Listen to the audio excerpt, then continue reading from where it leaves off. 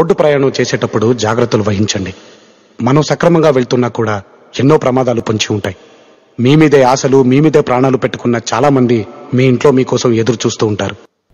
స్థానిక మంచిరా విద్యాలయంలో శనివారం రోజున ఆషాఢమాసం సందర్భంగా బోనాల పండుగని ఘనంగా నిర్వహించడం జరిగింది. ప్రతి సంవత్సరం ఘనంగా పాఠశాలలో బోనాల పండుగని నిర్వహించడం జరుగుతుంది.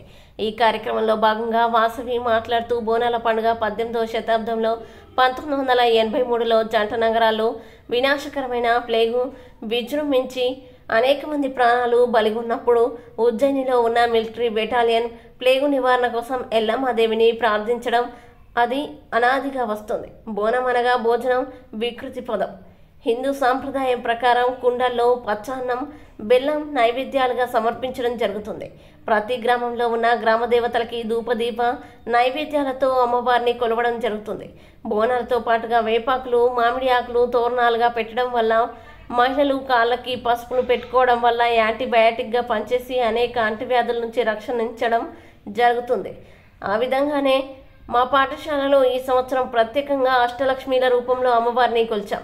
లక్ష్మీదేవి స్వరూపాలు ఆదిలక్ష్మి, గజలక్ష్మి, ధనలక్ష్మి, ధాన్యలక్ష్మి, మోక్షలక్ష్మి, సంతానలక్ష్మి, విద్యాలక్ష్మి, ధైర్యలక్ష్మిగా అందంగా అమ్మవారిని అలంకరించి విద్యార్థులందరూ సాంప్రదాయ దుస్తుల్లో వచ్చి నృత్య ప్రదర్శనలతో ఆకట్టుకున్నారు. అఖిలేష్ రెడ్డి, సాయి రిత్విక్ రెడ్డి, వల్లభ, సుష్మేందర్, రామ్ చరణ్లు పోతురాజుల రూపంలో వచ్చి విద్యార్థులందరినీ ఆకట్టుకున్నారు. ఈ కార్యక్రమంలో పాఠశాల ప్రిన్సిపల్ సురేష్, కరెస్పాండెంట్ జితేందర్ రెడ్డి, వాసవి, మౌనిక, మీనా, శ్రీశైలం, యాదగిరి ఉపాధ్యాయులు పాల్గొనడం జరిగింది.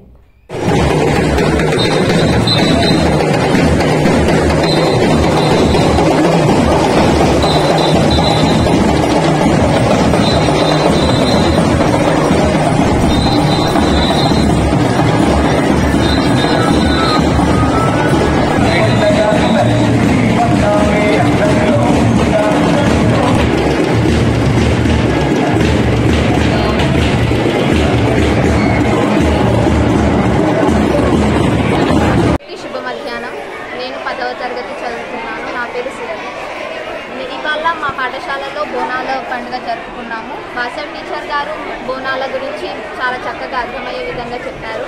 10వ తరగతి వాళ్ళందరము బోనాలు ఎత్తుకున్నాం. చాలా ఘనంగా జరుపుకున్నాం. 8 స్వరూపాలుగా భావించి కొలవడం జరిగింది. అసలు ప్రతి సంవత్సరం ఆషాఢ మాసంలో ఈ బోనాల పండుగ ఎందుకు జరుపుకుంటారు అనేది మా పాఠశాలలోని విద్యార్థులకు వివరంగా వివరించడం జరిగింది.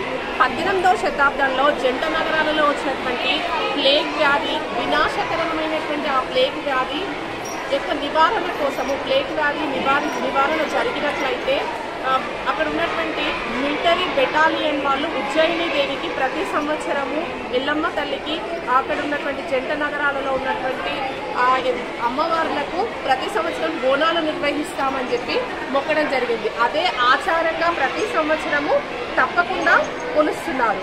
మరి ఆ గ్రామ దేవతలను కూడా, మన గ్రామాలలో ఉన్నటువంటి గ్రామ దేవతలకు కూడా ప్రతి సంవత్సరము ఆషాఢ మాసంలో వచ్చేటటువంటి అనేక అంటువ్యాధుల నుంచి కూడా మనం కాపాడుకోవడం కోసము మనం వాడేటటువంటి సైన్స్ పరంగా చెప్పాలంటే కూడా వేపాకులు, మామిడాకులు ఇలాంటి వాటి నుంచి కూడా మనం సైన్స్ పరంగా అనేక వ్యాధులను కూడా మనము అరికట్టవచ్చు. మనం మహిళలు రాసుకునేటటువంటి కాళ్ళకు పసుపు ఇలాంటి వాటి వల్ల అనేక అంటువ్యాధులు రాకుండా మనము ప్రజలందరూ కాపాడుకోవచ్చు.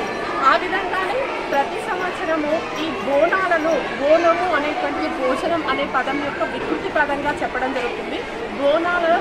బోనాలలో ఈ కుండలలో పచ్చన్నం, బెల్లం అన్నం తీసుకెళ్ళి ధూపదీప నైవేద్యాలతో ప్రతి ఇంట్లో ఆ మహిళలు తీసుకెళ్ళి అమ్మవార్లకు సమర్పించి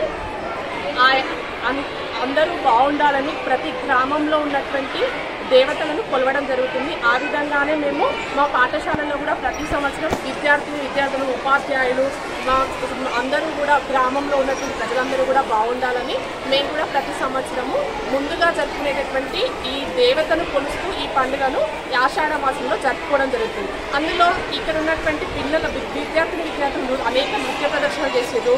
ఆ విధంగానే పోతరాజుల రూపంలో వచ్చి సుష్మేందర్, రామ్ చరణ్, అఖిలేష్ రెడ్డి.